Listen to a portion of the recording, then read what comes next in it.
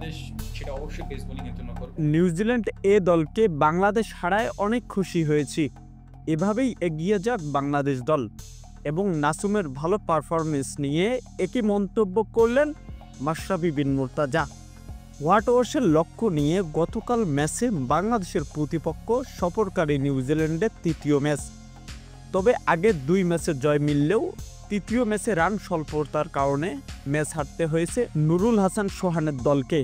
তাই তো আগের 2 ম্যাচে জয় পেয়ে সিরিজ নিজেদের করে নিয়েছে বাংলাদেশ দল।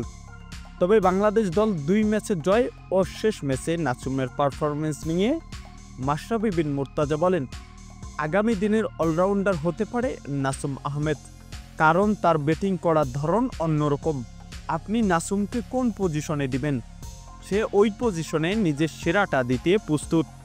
প্রিয় দর্শক, মাশরাফির এমন মন্তব্যে আপনার কি মতামত জানিয়ে দিবেন ভিডিওর কমেন্ট বক্সে।